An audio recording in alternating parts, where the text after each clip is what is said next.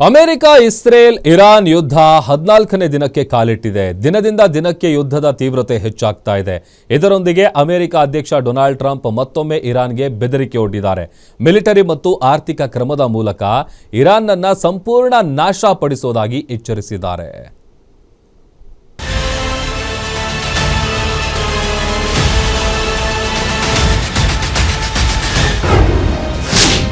ಹದಿನಾಲ್ಕನೇ ದಿನವೂ ಮುಂದುವರೆದ ಇರಾನ್ ಇಸ್ರೇಲ್ ಯುದ್ಧ. ಅಮೆರಿಕ ಇಸ್ರೇಲ್ ಎದುರು ಶರಣಾಗುತ್ತಾ ಇರಾನ್. ಇರಾನ್ ನೂತನ ನಾಯಕ ಮುಜ್ತಬಾ ಕೋಮಾದಲ್ಲಿದ್ದಾರಾ? ಇರಾನ್ ವಿರುದ್ಧ ಇಸ್ರೇಲ್ ಅಮೆರಿಕ ಜಂಟಿಯಾಗಿ ನಡೆಸುತ್ತಿರುವ ಯುದ್ಧ 14ನೇ ದಿನಕ್ಕೆ ಕಾಲಿಟ್ಟಿರುವಂತೆಯೇ ಕೊಲ್ಲಿ ರಾಷ್ಟ್ರಗಳ ಮೇಲೆ ದಾಳಿ ಮುಂದುವರೆದಿದೆ. ಇಂದು ಸಹ ಇಸ್ರೇಲ್ ಇರಾನ್ ಮೇಲೆ ಡ್ರೋನ್ ದಾಳಿ ನಡೆಸಿದೆ. ಇರಾನ್ ಕೂಡ ಪ್ರತಿದಾಳಿ ನಡೆಸಿದೆ. ಈ ಸೇನಾ ಕಾರ್ಯಾಚರಣೆಯಲ್ಲಿ ಭಾಗಿಯಾಗಿದ್ದ ಅಮೆರಿಕದ ಇಂಧನ ತುಂಬುವ ವಿಮಾನ ಇರಾನ್ನಲ್ಲಿ ಪತನಗೊಂಡಿದ್ದು 4 ಸಿಬ್ಬಂದಿ ಸಾವನ್ನಪ್ಪಿದ್ದಾರೆ. ಯುಎಸ್ ಮಿಲಿಟರಿಯ KC-135 ಯುದ್ಧ ವಿಮಾನದಲ್ಲಿದ್ದ 6 ಸಿಬ್ಬಂದಿಯಲ್ಲಿ 4 ಸಾವನ್ನಪ್ಪಿದ್ದಾರೆ ಎಂದು ಅಮೆರಿಕನ್ ಮಿಲಿಟರಿ ತಿಳಿಸಿದೆ.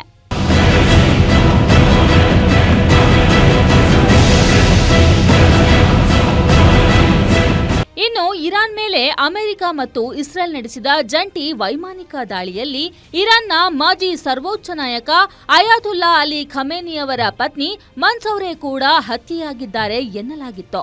ಆದ್ರೆ ಇದೀಗ ಅವರು ಜೀವಂತವಾಗಿದ್ದಾರೆ ಎಂದು ಇರಾನಿನ ಮಾಧ್ಯಮಗಳು ವರದಿ ಮಾಡಿವೆ. ಇತ್ತ ಅಮೆರಿಕ ಇಸ್ರೇಲ್ ಎದುರು ಇರಾನ್ ಶರಣಾಗತಿ ಆಗಲಿದೆ ಎಂದು ಡೊನಾಲ್ಡ್ ಟ್ರಂಪ್ ತಿಳಿಸಿದ್ದಾರೆ.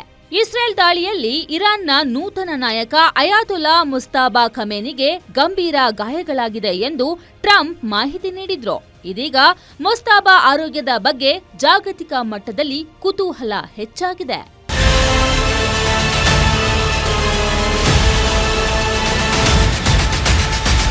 ಟ್ರಂಪ್ ಇಂದು ಇರಾನ್ಗೆ ಬಹಿರಂಗವಾಗಿ ಮತ್ತೊಮ್ಮೆ ವಾರ್ನ್ ಮಾಡಿದ್ದಾರೆ.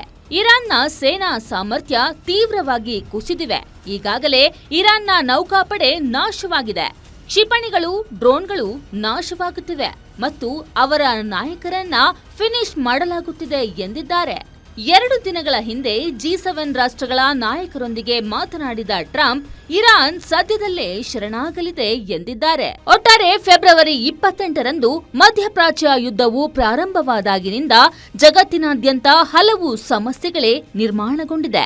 ವಿಶ್ವ ನಾಯಕರು ಒಗ್ಗೂಡಿ ಅಮೆರಿಕ ಅಧ್ಯಕ್ಷರ ಮೇಲೆ ಒತ್ತಡ ಹೇರಬೇಕು. ಈ ಅನ್ಯಾಯದ ಯುದ್ಧವನ್ನ ತಕ್ಷಣವೇ ನಿಲ್ಲಿಸುವಂತೆ ಒತ್ತಾಯಿಸಬೇಕು ಎಂಬುದೇ ಎಲ್ಲರ ಆಶಯವಾಗಿದೆ. News desk, guarantee news, Bengaluru.